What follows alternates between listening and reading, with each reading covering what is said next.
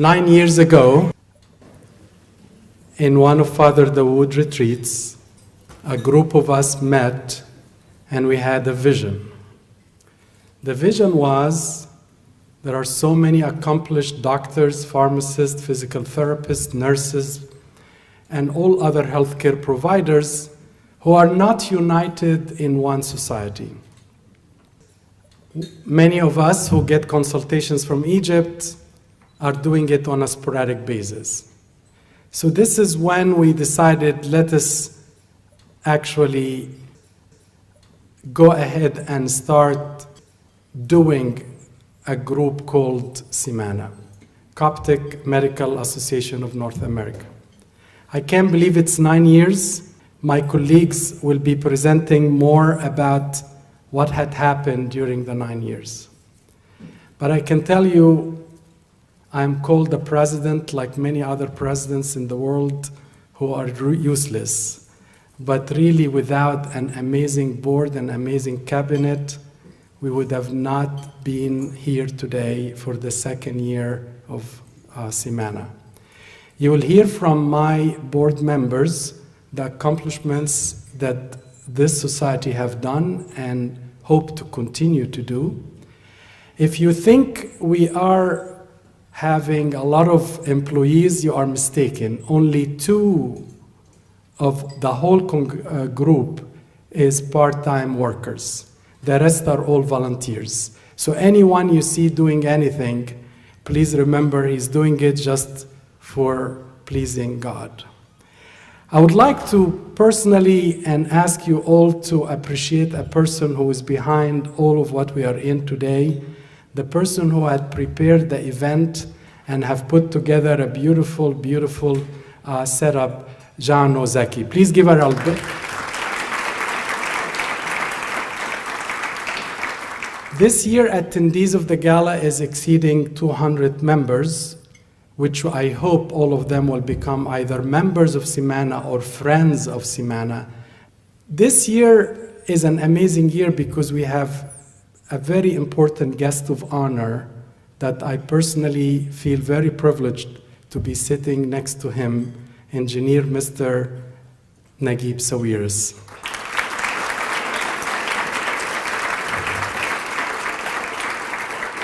Who we just had a special interview with him in CYC, and I can't tell you how humbled I am with a very humble man who could be easily refusing even to sit next to me. But really, this is a man who has everything, but more importantly, he has faith in his heart that made him the most humble man that I have seen with his power. I'm also very honored to have another guest today, a very good friend for over many years, maybe 10 years, Mervet Shinouda.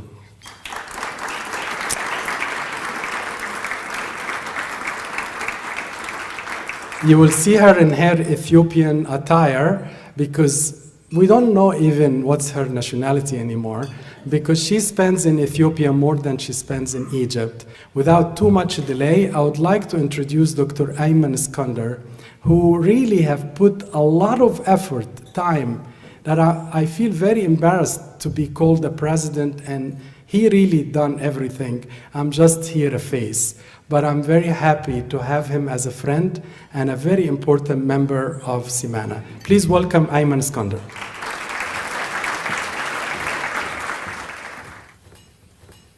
Thank you so much, Hani. Good evening, everyone. Thank you for joining us for the second gala. So my job tonight is to give you a little bit of a highlight about CMANA. Who are we, what we have done over the past 9 years, and what are we planning to do in the future, and maybe leave you with some thoughts why CMANA could be a hope for the impossible. CMANA was founded in 2010 with the mission, inspired by the love of God, to serve the sick, unite the body of Christ, mentor future generation, equip local hospitals around the world to experience God's healing power. Our vision has been focused on the revelation of the loving God through providing compassionate healing worldwide. So, who are we? And as you can see from our logo, we are a group of healthcare providers that share the same background and work in North America. That's simply who we are. Now, what happens if you're not a healthcare provider and you want to be part of CMANA? You can certainly be part, as Hani said, in a category called Friends of CMANA. So anybody is welcome to join CMANA, although this is a health-related organization. Our community comes from a very diverse background, almost encompassing every healthcare field, as you can see. As of probably a few weeks ago, this is who we are now. Students, fellows, and residents have the majority in this organization. Doctors, as you can see, we have a total members now approaching 1,500. If you don't see your name there, by the way, this means that we have very few of you, and it's time for you to shine and stand up and take the lead and get some of your fellow friends and colleagues going on with CMANA. I view CMANA as a bridge that bridges different discipline within the health grade field between different grade of career, from students to fellows, residents, to practicing physician in their young career, to retiree. Why is CMANA good for you? CMANA allow you to realize your professional goals while giving you the chance and the opportunity to express your philanthropic nature. It also does that by providing you a platform to network with your peers that share the same background as you. And certainly, if you're interested, can give you a chance to share your zeal for spiritual growth. Contrary to common belief that CMANA is all about mission, that's actually not true, although mission remains the most robust program of CMANA. But there are other programs, and as you can see from this slide, that we're expanding the portfolio of the program in CMANA, albeit some of them might be a little bit in their infancy. We have new program going up, like the mentorship program led by Heidi. We have a program called Coptic Children of Bolivia that was started about 5 years ago by one of our youth. It basically served the young generation in Bolivia and sponsored them throughout the process of education. We have a new, relatively new program called the Scholarship Program that started last year. Last year we started essentially as a pilot study with medical students only. This year we have expanded this program to include all allied healthcare students. So I would encourage you, if you're a student, please apply to this program. And if you're a member of CMANA, please support and sponsor this program. We need to show our kids that we care about them.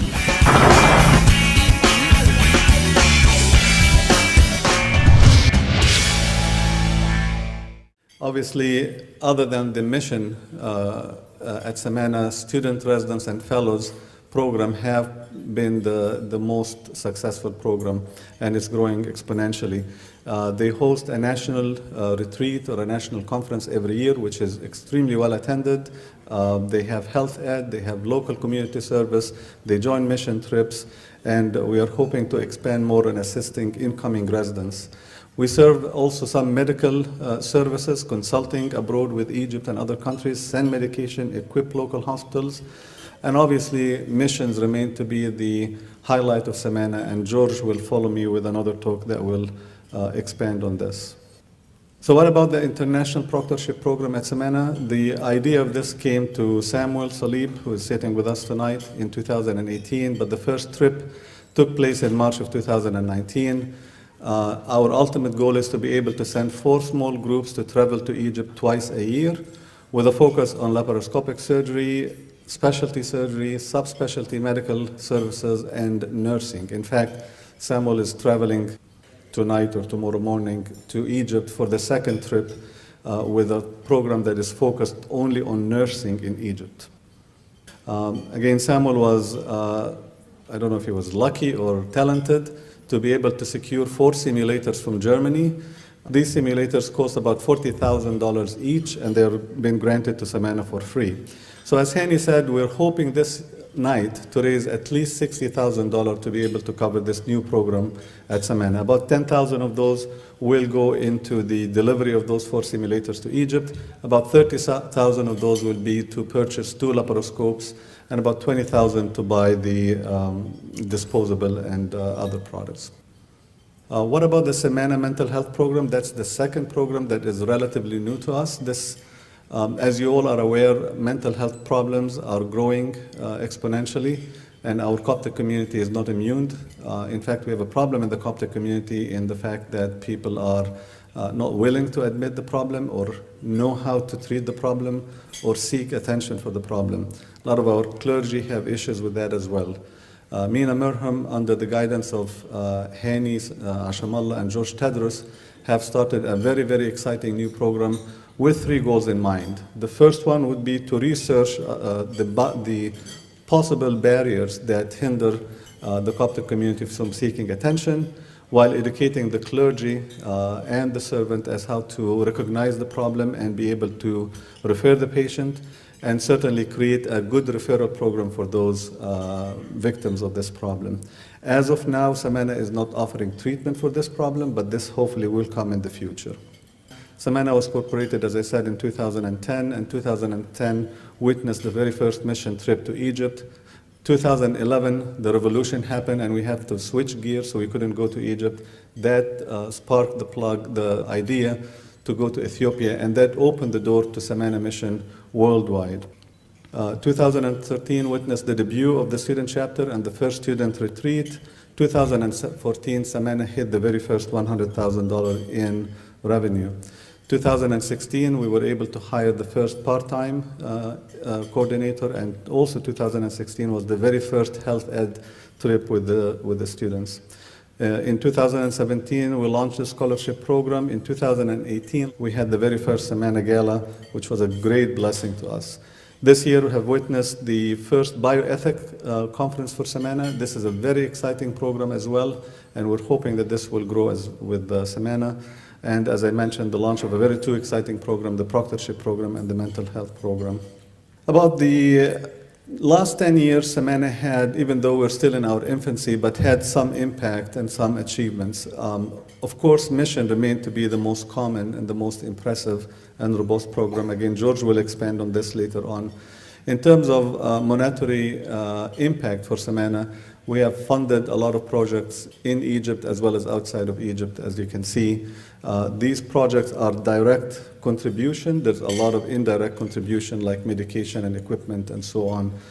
Samana also had an impact on different countries like in Bolivia and in Zambia, in Namibia, whether on TV or on the media.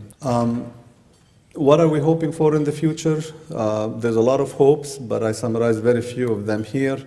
We've been hoping to have a spiritual board or advisory board that is comprised of clergy that has medical background plus prominent servants within Samana as well. We are hoping to have more from the educational program like the proctorship, the mentorship program, the mental health program, and newer program as we go on with this, the bioethical program, of course. I am pleased to say that this year we were able to implement the new CRM program for Samana. This is going to help us tremendously in terms of a database and a way to communicate with our volunteers and our members. Most of you, if you have been a member of Samana before, should have received an email by now. This way you can log in and create a new profile, password, and you will be able to search the database if you become a member of Samana. I'm also hoping next year that we will have a new mobile app as well that can facilitate the interaction with our members. A credit union is a very unique idea. Obviously, it entails a lot. Scholarship program, as I said, we are looking to expand the program to include all allied healthcare students as well. I'd like to finish by a couple of stories. This is a story that took place in 2011 during our mission trip. This is Natsanet, who was a 22-year-old young girl that was diagnosed with mucinous carcinoma of the ovary. Now in the US, that shouldn't be a problem, but in Ethiopia, it was a big problem. So that girl waited and waited, and luckily, during our mission trip, Dr. Onsi, one of the UK OBGYN, was able to treat her, remove the tumor, and we were so happy and excited about it. But that wasn't the problem. The problem is that she needed chemotherapy. And guess what? There's no chemotherapy in Ethiopia, period.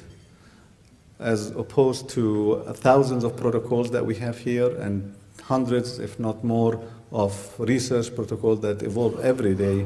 In Ethiopia, there was none. And so luckily the team thought about this, and there was like a symphony of angels that got together and realized how to treat this lady. Dr. Onsi sponsored her treatment in Egypt. One of the local doctors in Egypt was able to facilitate the medical care for her while she's in Egypt. And Mervat was kind enough to host the girl and her friend at her house during the chemotherapy duration. This picture was sent to me by Mervat, and I wish I had the video because the video is so impressive, but I looked at it, I couldn't find it. But this girl went to Egypt. This is her first chemotherapy session. And short of Mervat and her friends, all the people in the room, this girl didn't know any one of them. And Mervat called me, I think, the next day and said, oh my God, angels appeared from heaven. All these people that you see in the picture just showed up in the first chemotherapy session. They were singing for her, they were laughing with her, and at the end this girl said, I can't wait for the second chemotherapy session. This girl was seen the following year in the ambassador place when he invited us for a dinner. She has always longed to see prophets, and she couldn't, but when the people from Samana came in that year, that she was able actually to see what prophets look like. That was a very impressive statement, and I think speaks a lot. The reason I'm mentioning this story is twofold. One is for you to realize that there is huge need in those countries. Not only Egypt, guys. This is everywhere. There's no chemotherapy in Ethiopia. That's a big deal. And the other thing is to see the love and the passion for service that come with this kind of service. I'd like to leave you with a few concepts that I personally have realized as I grow with Samana. We are all created with certain gifts and talents that was given to us. I don't think we earn it. Some of us maybe don't deserve it, but they are given to us from the good Lord. And He is the one who asked for us to return these gifts for free. Freely you have received and freely you give. I think if you have talents, it's time for you to give those talents back to His brothers and sisters. I also want to correct a myth that I personally believed in. You know, many of us believe that when you go into a medical mission, you're the greatest doctor or the greatest pharmacist or your greatest dentist that is going to change the world. I learned from Abuna Dawood Lamai early on, and I think this solidified with me as I grow and became more mature with this, that we actually are the one who's the beneficiary of this. We gain the benefit of this. We see the fruits of this. So I work in a Catholic hospital. I listen to this every day. St. Francis said, for it is in giving that you receive. And as depressive as it is, despite all what I said, everything that we do is nothing but a drop in the ocean. The needs in the universe and the need in the globe is way much bigger than what Samana can do. But as depressive as this, it's reassuring to know also that every drop in the water, every drop in the ocean has a ripple effect. So don't be depressed that you think you can't do anything. There is a huge ripple effect that comes out of that you don't realize. A very important concept that we have in Samana, and I hope that I leave you with this tonight, that we believe the harvest is truly plentiful, but the laborers are few. So we need you, patients need you, the Lord needs you to join. If Samana is the right place for you, please join us at Samana. If you find yourself more fit in any other place, that would be great for you. Thank you for your attention, and I hope you guys have a wonderful night and enjoy your night.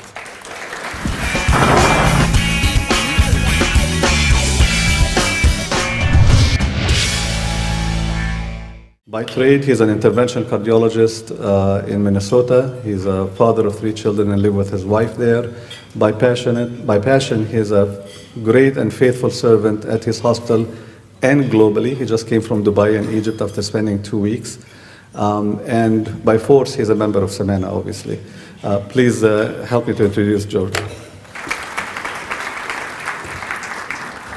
Good evening, all. How are you all doing?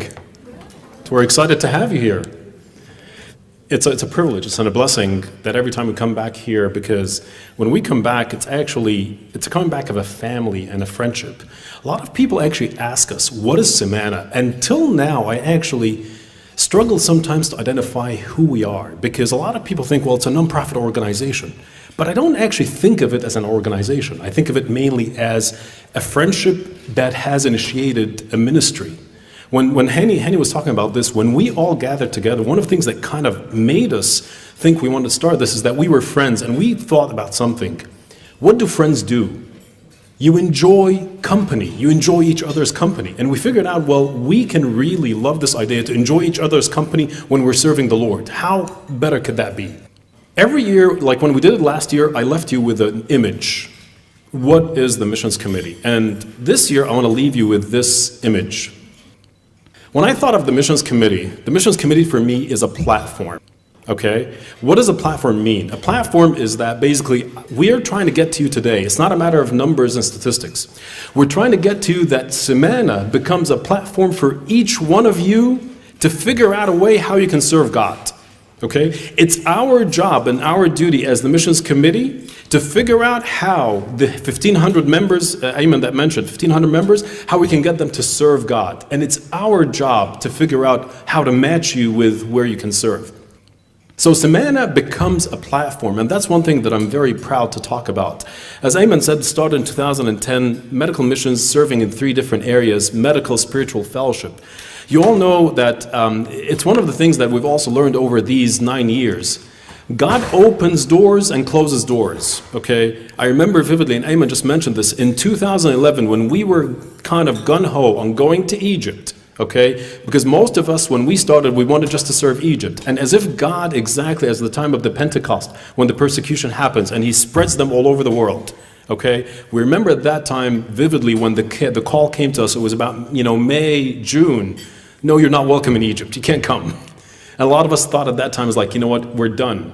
And God opens not just one door, but opens many doors. Over the last 9 years, God has opened many doors for us. God allows it sometimes that some doors would kind of not close, but temporarily shift, okay? And we as faithful servants, we just shift where we're told to go by God. Over the last 9 years, we've had 35 trips from all over the world. People have participated, 28 states. Almost about 30,000 patients have been seen. About almost 3,800 prescriptions have been given. Number of surgeries and procedures collected together, about 1,500. This actually shows you a little bit of an interesting, because people might look at this, so the first 6 years, when you total the number of patients, they're about 9,000. And in the last 2 years, each year of those had 9,000 patients. Some people might look at this, well, George, you didn't grow. Well, here's the thing about it. What does it mean to serve? I think service is also consistency. We don't necessarily adopt the issue of jumping ship from place to place. Some people think of missions, well, you know what, it's nice and fun. Every year I want to go and visit a new place. Every year something really exciting comes up. New countries inviting us. But one of our rules is that for us, when we serve, we want to make sure that the people we're serving, we've got a long relationship with them. It's about friendship. So here, when we're inviting today Mirvat, okay, it's been a friendship of now 8 years. She's now family. When we talk about us, she's family to us. Every place that I have kind of mentioned to you in this list, okay, we have connections to these places. It's not easy for us to leave a place and go to a different one. So at least what I can tell you that over the years, we've been a bit consistent with serving those places. You look at the specialties all over, every single specialty that you can think of. This last year, we had about almost 120 participating providers. Here's the challenge for tonight. And I was just talking to our missions committee. By the way, just also you all know, the way that the organization runs in terms of the missions group, we've got the missions core that runs a lot of these missions, but there is a missions or like advisory board, okay? They advise us on how we should go ahead in the planning the missions. One thing that we really want to get to is that we have new countries we want to open. But the one, believe it or not, and today some people who were sitting with us didn't believe that. The one thing that is preventing us from opening new countries is not money, is professionals to work and serve. So if there's anything that I can call on you tonight is that I beg and I pray that Samana will become a platform for you that you can potentially join. Out of those 100, we are capturing only 10% of our membership It's not about money, it's about people serving. I can tell everyone over here who has been on trips, they know very well what it means to recruit people. We've had some very good specialty trips between cardiac surgery, between corneal transplant surgery, spine surgery, interventional cardiology. We've had a lot of different success. We've made really wonderful connections with organizations, with governments around the country. When you look at this actually slide tells you a lot, by the way. So when we go to these countries, we recruit from other nonprofits, we recruit from organizations, we recruit from companies, supplies that we take to these companies. In the last 9 years, you look at 2019, we've taken to the mission worldwide supplies, medications that are worth almost $2 million. Almost worth $2 million. You know what that means?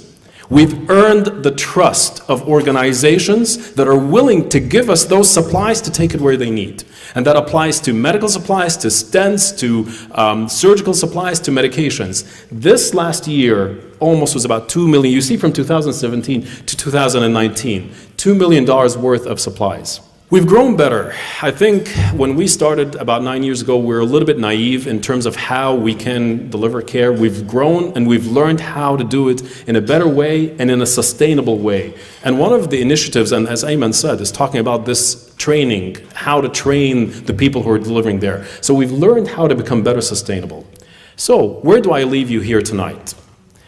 I want to get to you that Samana would be for you a platform that God may work through you anywhere in the world. We are going to roll out, and I took the approval of the missions committee today, that within the next 3 to 4 months, we're going to roll out a new program. You know what's the new program is going to be like this? You know when you go to a fundraising and they tell you, okay, can you pledge, an amount of money? Okay, we're not going to tell you pledge an amount of money, because money, God sends the money. We're going to tell you pledge a week. Would you be willing to give us a week in the next 3 years? 1 week of your time in the next 3 years. If you commit to a week in the next 3 years, we will work with you to find a trip that would suit your timetable, your schedule, suit your interest, suit your family. If you want to bring your family, your kids with you, we'll work with you to find a trip that you can bring your family. We will take and work with you, but if you can just pledge that week. So expect something to come to you, whether it's in the mail and email, that you can pledge a week. So Samana becomes a platform for service.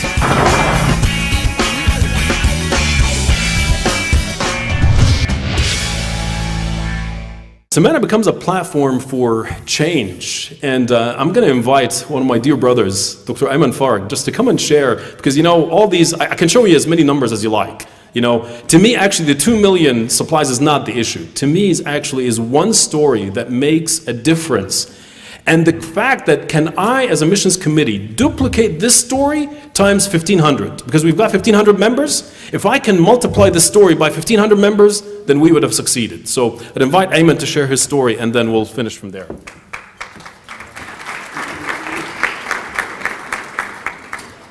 This story is in Namibia, one of the hospitals in Namibia.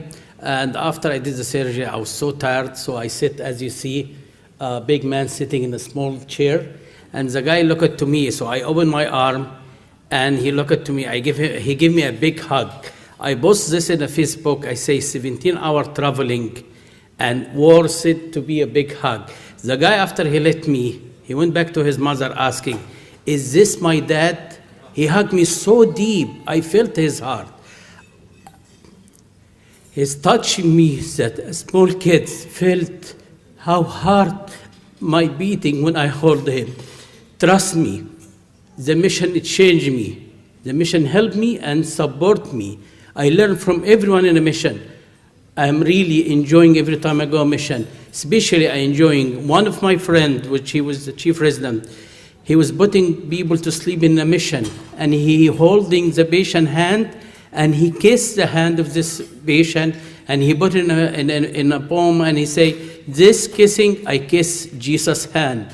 How touchable when you feel you're hugging a kids, and kids go back to his mother asking, is this my dad? I went back, I hugged these kids, Next day, I bring a big bag of candy, and I give it to him. He was holding my hand all entire mission. Like my daughter, one of the times she went with me to Ethiopia mission, he was coming crying. She asked him, why wouldn't bring all these kids to United States to live a good life?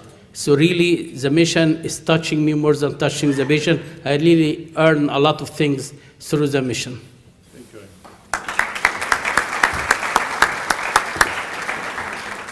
So the bottom line, I hope that from you today that we can get you to believe that Samana Missions is a platform for each one of us to feel and touch God.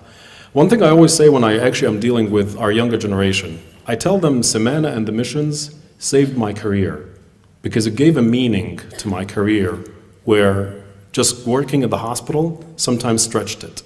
Samana saved my marriage because it gave me a sense of actually significance in life to understand what I have, the gift I have, the fact that I have a wife, have 3 kids.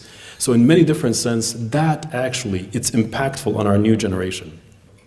Samana is a platform for education, as Ayman mentioned, but not just this. For us, it's very exciting. Ayman mentioned something and he might have glossed over you.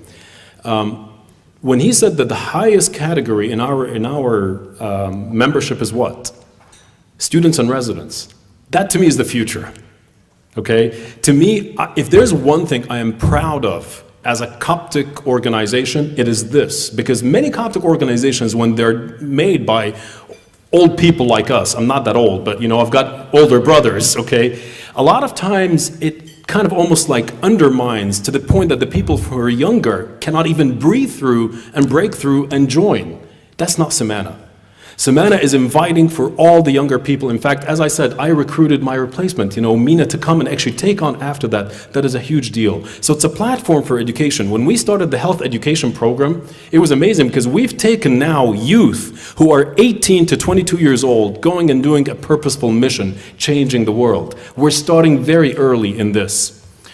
Samana is a platform for innovation. We're starting actually a program right now with biomedical engineers trying to actually figure out solutions for problems from very simple products. It's an inhaler. It's an inhaler made by actually local material, like people who have asthma, and how they can make it from local material. This was made by one of actually the students. We're starting a new initiative to look at it with biomedical engineers with a non-profit called MedShare, where we're going to train our biomedical engineers because they want to help. Okay, and to go to countries where the hospital, they have a lot of supplies there, but they're broken, and how to fix them. Samana is a platform for spreading the light, and here's what I'd like to end up with. So do you guys know how Samana has spread in the last like 4 or 5 years in countries? It is not a top-down decision. It's not like the board comes and says, well, here are the countries that we're going to work in. It's not that the mission committees says, okay, here's the top list priority of countries we're going to take. You know how it spreads? It spreads when people, the angels in the room, come and tell us, I've heard of a need. Somebody came and told me about a need. Can you go there? So for example, this next year, one of the countries we're going is Liberia. You know how Liberia happened? One of the doctors here in the room, I'm not going to embarrass her, but here in the room, her assistant is from Liberia. She heard from her about the work of Samana. Okay, and then she came and called me and said, hey, would you guys consider going to Liberia? And the next thing happened is that through this assistant, we're going to the governmental hospital in Liberia. That's how the service spreads. So it's a platform. I'm going to tell all of you here today, if any one of you has an idea for a service that would fit Samana, please come and talk to any one of us. Come and talk to the board, the members. We are committed to help the service to happen. So based on this, if you look at next year's schedule, okay, these are the trips. Some of the trips you'll find that they're the same. Ethiopia, Namibia, Haiti, Bolivia, Egypt, those are the same. But I'm very, very proud to say that we're going to potentially, and we need a lot of prayers, to add 2 trips, Liberia and South Sudan. Those are some of the most desperate needs around the world. We are now getting to look very critically at what we're doing. We're not going to mission trips just to appease ourselves and be very proud we're doing mission trips. We're looking for high impact trips. Trips where we go, we know that the impact of what we're doing is truly making a difference. So places like Liberia and South Sudan, those are very high impact, and that's how we're spreading in the future. So to end, I really hope that I can leave you with this image tonight. And I pray that you would be willing to open your heart and your lives and your schedule and come and talk to us, talk to any one of us about what can we do to get you to serve. One of the things, and there are a lot of people here that know me, in terms of that we don't necessarily want to centralize everything within the committee. We actually are begging people, take the leadership, let us help you and to do it. So thank you for your attention. Please come and join us and spread the blessing. Thank you very much.